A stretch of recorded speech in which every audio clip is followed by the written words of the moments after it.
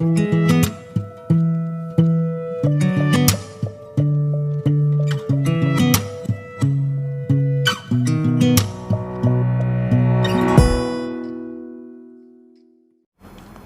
morning friends, how are you today? Friends, today we are going to cover a very important chapter of Maharashtra Land Revenue Act. This is chapter 9 from section 132 to 146. The topic is boundary and boundary marks. Friends, this is very important chapter in terms of LLB exams as well as those who are having interest in the field of land law and practice in this area. Friends, one thing I would like to update that although every state has its own land law, but more or less they are having the same principle. Similarly, in establishing the boundary and boundary mark, other state laws are having the same principle as in Maharashtra. So, Maharashtra के land laws के terms और दूसरे state के land laws के term भी mostly आपस में काफ़ी मिलते जुलते हैं. तो हम शुरू करते हैं अपने टॉपिक्स को. So let's begin. Boundary and boundary mark from section 132 to 146. Friends, after watching this video, we would be able to understand the answer of following questions. The questions are: what is boundary mark? How boundary mark has been fixed and demarcated? How dispute on boundary mark resolved? Repair and maintenance of boundary. What is the right of way over boundary mark? Penalty for injury of boundary mark. Duty of collector. Effect of settlement and exemption of this act. Friends, आप इस video को last तक देखिए ताकि आपको इन सारे सवालों का जवाब आसानी से आ सके. तो बढ़ते हैं आगे.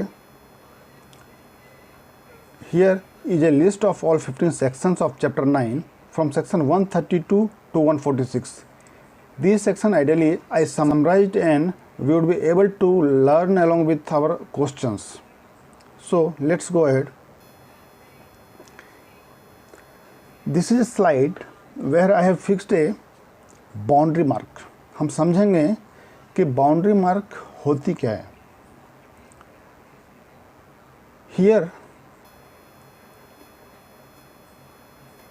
Here we can see a thin red line which is a boundary mark of a village, and this boundary mark has been demarcated with the help of this kind of stones. These stones are fixed on some important points like here. It is not fixed on every single point, but wherever it is required. With the help of this boundary marker, the surveyor or the team identifies the point, and with the help of this they are able to measure their required things. Ideally, boundary mark is a point or a stretch which divides the geographical area into different political region or part of land. With the help of boundary stones, boundary marker, or some stretch of river, road, highways, or some suitable permanent marker that identifies the start or end of the boundary of any state, district, taluka or village. So this is the use of boundary mark. But apart from this, there are some other uses of boundary mark also. Presently we are learning for the purpose of land revenue, but there are other major uses of boundary mark like political division of geographical area of state, district, taluka, village are doing with the help of this. Territorial clarity for law and order, for police and administration purpose, for election purpose, and finally land revenue by states. These are the major things for which the boundary mark is required to do. So I believe the meaning of boundary mark, it would be clear to all of you. Here we can also see the last survey happened in Maharashtra is 140 years back. The last survey done is in 1880 to 1930 by Bombay Presidency. Ideally, it should be done in every 30 years. Okay, this is the second slide where I have put a actual map of village. You can see very small portions and small numbers are mentioned over here. This is a map of a village prepared by a survey officer. And now we will understand how boundary mark fixed and demarcated. We will cover here section 132, 133, 134, 136, 137, 142 and 144. But before going ahead, it is mandatory to understand section 79 and 82 of this act. Section 79 says every state has to do survey in a state whenever required. Section 79 के हिसाब से ही guidelines दिया जाता है कि कब सर्वे होना चाहिए स्टेट्स में और किसी पर्टिकुलर डिस्ट्रिक्ट में और किसी पर्टिकुलर विलेज में. And as per section 82, survey number, sub division number and map of village has to be prepared by survey officer and boundaries of village shall be demarcated by survey officer as per section 132.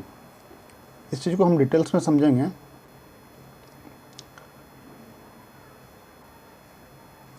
Section 79 ये कहती है कि किसी भी state के किसी भी part में अगर सर्वे होनी है तो वो अधिकार सेक्शन 79 के द्वारा दिया जाता है.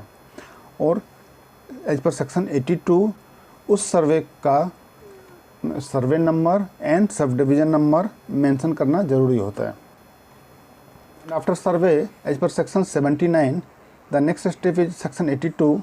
The survey land needs to provide the survey number and subdivision number. This is a start of activity of demarcation. To understand what is survey number and what is subdivision number. So, a land survey number is a unique number assigned to a specific piece of land to maintain records. The records contains the information about the location, shape and size of the land and is created by the surveyor. Number is only given to those pieces of land whose size is not less than the area minimum fixed in section 82, that is measured, assessed and defined by boundary mark and provided a specific number that is called survey number. Survey number उसी land को दिया जाता है जिसका minimum size fix किया गया है section 82 में और उस साइज के से ज़्यादा ही होना चाहिए. अगर प्लॉट की साइज मिनिमम साइज से कम होती है तो उसे दिया जाता है सब डिवीज़न नंबर. आप जैसे कि इस पिक्चर में देख रहे हैं,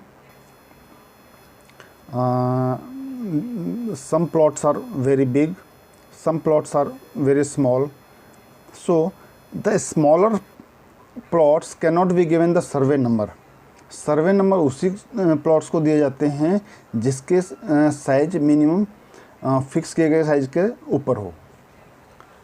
अगर उसके नीचे के साइज के वो प्लॉट्स होते हैं तो उसमें दिया जाता है sub division number and sub division number is a part of A survey number. Hope it is clear to you what is survey number and what is subdivision number. After doing all these things, village map has to be prepared. After every survey, they publish official map of village. Village map shall be prepared under the order of director, district collector, showing each survey number and its boundary marks and other details as well. Now, we will understand section 132.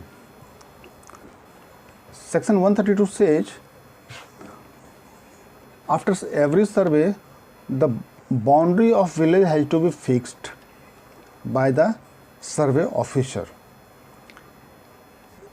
Section 132 में ऐसा कहा गया है कि after every सर्वे ये सर्वे department, सर्वे officer की जिम्मेदारी है कि वो बाउंड्री, हर विलेज की एक बाउंड्री फिक्स करें, उसको डिमार्केट करें।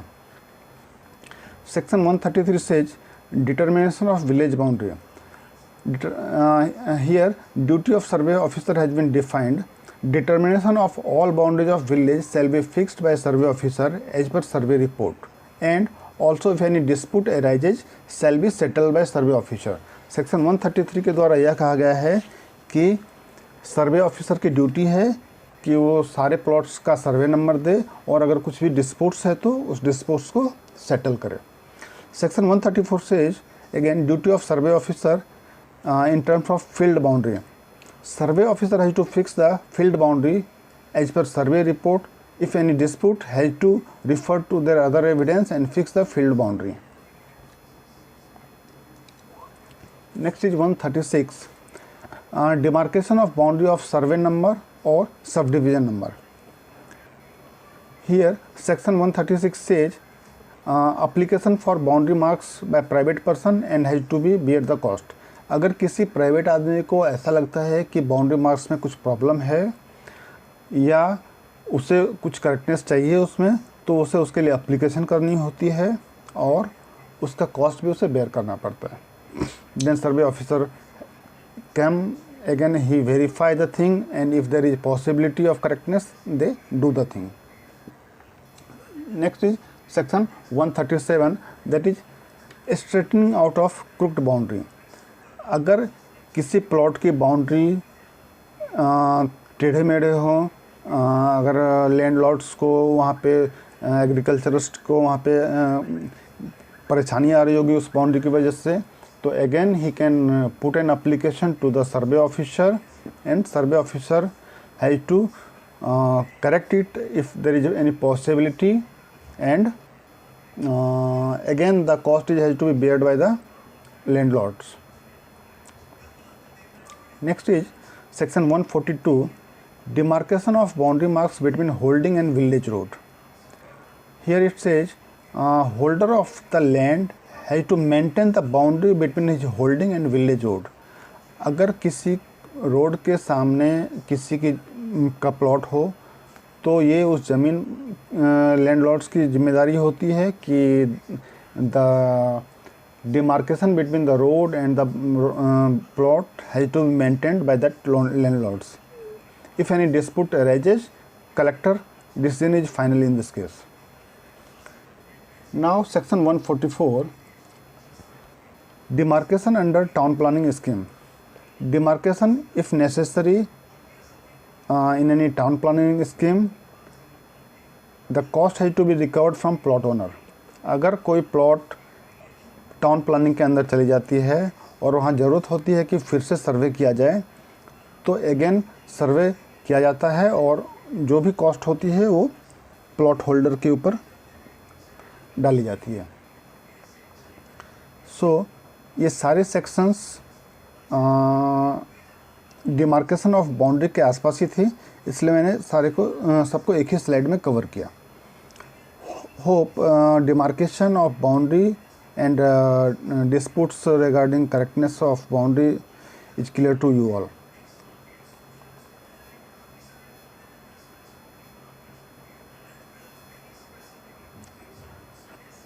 Okay, next is section 135. This is our third question.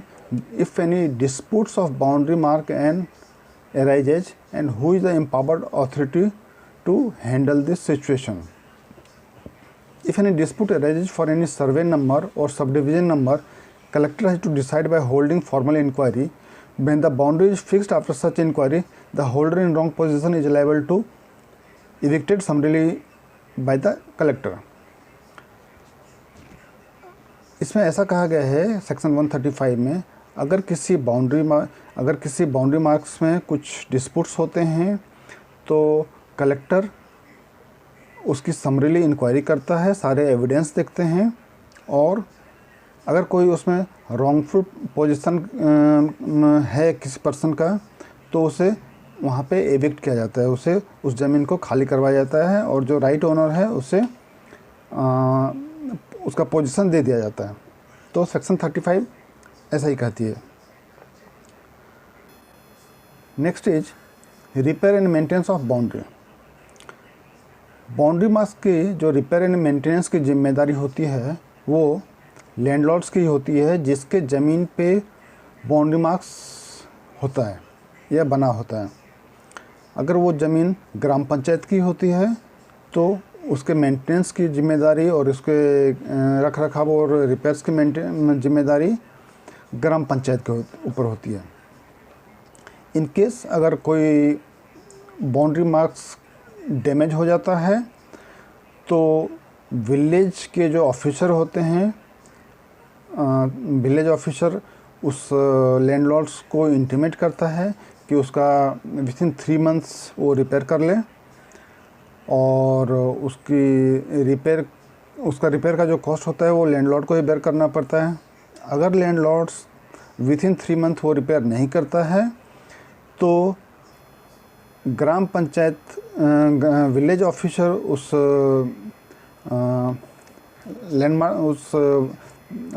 Boundary marks को रिपेयर करती है और सारे कॉस्ट और डिटेल्स भेज देती है कलेक्टर के पास में। Again that cost is put along with the land revenue of that plot, and finally it is headed over to the landlord only. So finally जो भी कॉस्ट होती है उसके रख रखाव और मेंटेनेंस की वो लैंड होल्डर की ही होती है। सो सेक्शन 139 एंड 140 में ऐसा कहा गया। Next is right of way over boundary marks, section 143। Section 143 ऐसा कहती है कि किसी भी प्लॉट के ऊपर जाने का रास्ता देना वहाँ के तहसीलदार या कलेक्टर की जिम्मेदारी होती है।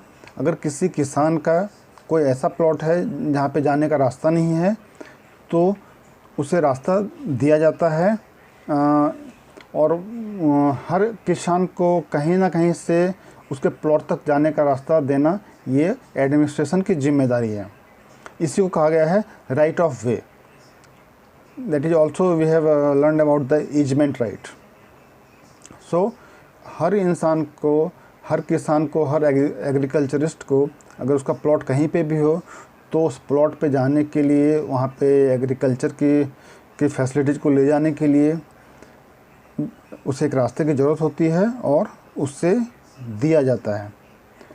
इसे कहा गया है right of way over boundary marks. Penalty and fine of injury of boundary marks, section 145. Section 145 says, if on inquiry by collector, if any person found guilty of erasing, removing or injuring a boundary marks by any person, then he will be fined ₹100 for each marked so erased. अगर किसी boundary marks को कोई नुकसान पहुंचाया जाता है, उसे destroy किया जाता है, तो उसके लिए कलेक्टर के द्वारा एक समरली इंक्वायरी होती है और कलेक्टर अगर पाता है कि इसमें किसी इंसान की गलती है तो उससे ₹100 की फ़ाइन होती है for each and every damage. So it is was very simple. So next and final slide is, here we will understand duty of collector, effect of settlement and exemption of this act. Section 138 talks about effect of settlement of boundary. In any kind of settlement, if some person is ejected from his wrongful possession, then the aggrieved party has a right to file a civil suit within 1 year of time from the date of ejectment to establishing his right on that particular plot. अगर किसी boundary mark के settlement के समय किसी plot के owner को अगर ऐसा लगता है कि उसे रॉन्गफुली डिस्पोजेज किया गया है, तो उसके पास राइट्स है कि within 1 year he can file a civil suit in civil court against that order of collector to establish his right. ये कहा गया है सेक्शन 138 में।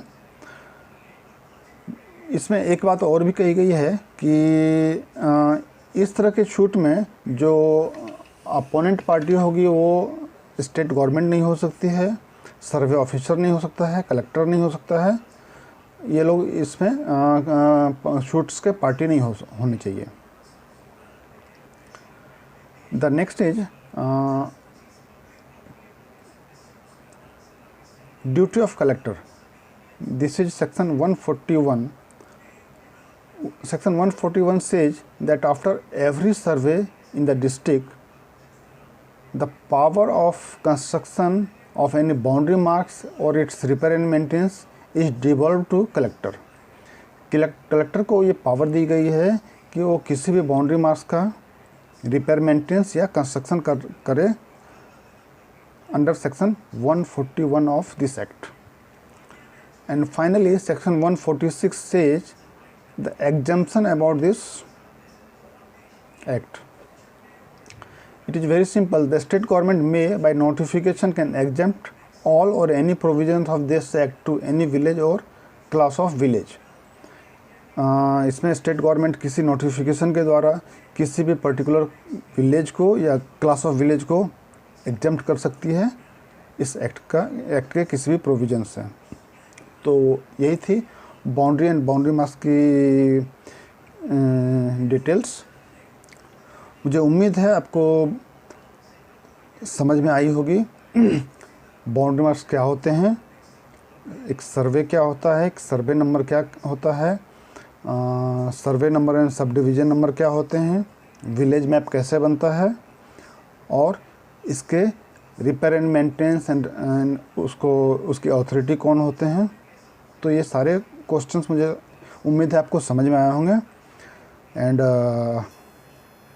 With this I would like to thank you all for watching my video, and if you really like it, subscribe. Thank you very much for watching.